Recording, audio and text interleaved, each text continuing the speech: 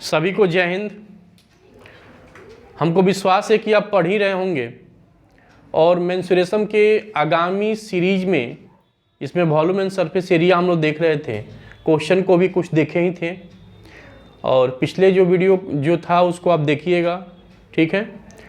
और आगे क्वेश्चन देखिए, उसी को आगे बढ़ाते हुए कह रहा है कि if the diameter of cross section of wire, cross section का मीनिंग क्या समझते हैं? जो उसका रेडियस पोर्शन होगा। ऐसे मान लीजिए ये है वायर, ये क्रॉस सेक्शन हो गया, ठीक है। ये क्या हुआ? क्रॉस सेक्शन हो गया। The diameter of cross section wire is decrease by 5%। Decrease कितना हो रहा है? 5%।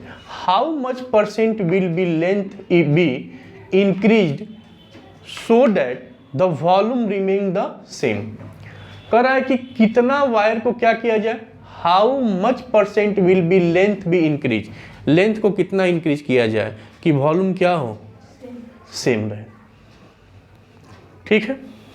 हम मान लिए कि R क्या है? Radius of cross section of wire, और H क्या है? लेंथ है। लेंथ का मतलब हाइट समझिए। अब वायर है तो यही ना H की तरफ बिहेव करेगी, यही ना लेंथ है। अच्छा, तो अब ये क्या बना? सिलेंडर बना ना, तो इसका वॉल्यूम क्या हो जाएगा? Pi r square H। 5% of diameter of cross section, 5% diameter क्या हो रहा है? डिक्रीज हो रहा है ना, तो 5% इसका निकालेंगे। किसका? क्रॉस सेक्शन का। तो क्रॉस सेक्शन का मतलब डायमीटर यही ना होगा, रेडियस का डबल 2R, 2R का 5%, तो ये हो जाएगा R/10। अब ये क्या है? ये आपका डायमीटर है, तो इसका क्या करेंगे? ये जो है 5% क्या है? इसका पार्ट है जो आपका क्या था? पहले वाला क्या था? क्रॉस सेक्शन था, यानी ये आप जो हम रेडियस माने थे आपका R, इसका डायमीटर 2R, इसका 5%। अब ये क्या कर रहा है? डिक्रीज हो रहा है, यानी कि पहले 2R था डायमीटर, अब क्या हो गया? R/10। तो कितना डिक्रीज हुआ? 90R/10, ठीक है, डिक्रीजिंग के बाद।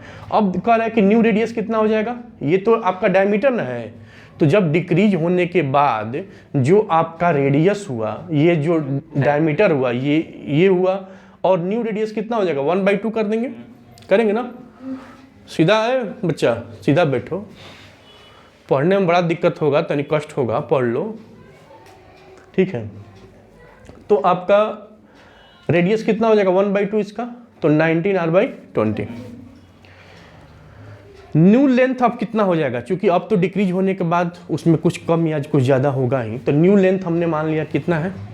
H1 है हमारे लिए। अब नया रेडियस ये हो गया, पहले रेडियस क्या था? R था। अब जब नया रेडियस ये हो गया तो इसका वॉल्यूम भी निकालेंगे। कितना? पाई R स्क्वायर H1। ये इक्वेशन 2 मान लीजिए, ये इक्वेशन 1 मान लिए।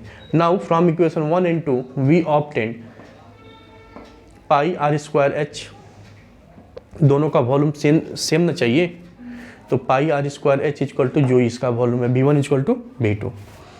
यहाँ से हमने निकाल लिया, ये सॉल्व कीजिएगा तो ये H1 के फॉर्मेट में अगर निकालेंगे हम तो H1 equal to 400/361 into H। अब आइए, अब कह रहा है कितना लेंथ यानी कितना हाइट इंक्रीज किया, तो इंक्रीज इन लेंथ बड़ा में से छोटा को क्या करेंगे? माइनस करेंगे, तो ये आपका हो गया 39H/361। ये 361 यहाँ मल्टीप्लाई हो जाएगा, ठीक है, तो 400H में से 361H जाएगा तो 39H बच जाएगा, डिवाइड बाई 361। अब कह रहा है कि परसेंट इंक्रीज इन लेंथ कितना हुआ, तो डिफरेंस बाई ओरिजिनल जो पुराना वाला था, यही ना होता है, मल्टीप्लाई करेंगे परसेंटेज से, यानी कि परसेंट में कन्वर्ट करने के लिए 100 से, तो ये आपका हो गया 10.8%, ठीक। इस क्वेश्चन में एक बार और देख लीजिएगा, कह रहा है कि diameter of cross section of wire is decrease by 5%। Decrease हो रहा है कितना? 5%। How much percent will be length be increase so that the volume remain the same. हमने R ले लिया, इसका वॉल्यूम इतना, डायमीटर क्या हो रहा है? 5% डायमीटर का।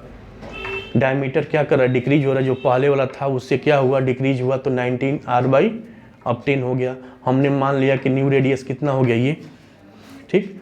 अब न्यू लेंथ मान लेंगे, पहले H था तो अब क्या हो गया? H1 हो गया, तो इसका वॉल्यूम कितना? ये इस रेडियस से, तो दोनों V1 इक्वल टू V2, यहाँ से हम मान निकाल लिए क्या, h1 इक्वल टू इतना। अब ये h1 निकल गया तो इंक्रीज इन लेंथ कितना, h1 माइनस h, तो ये आपका इतना आ गया h के फॉर्मेट में। और परसेंटेज इंक्रीज इन लेंथ कितना होगा, h1 minus h divide by h, यही ना होता है परसेंटेज मल्टीप्लाई 100, आपका 10.8 आएगा।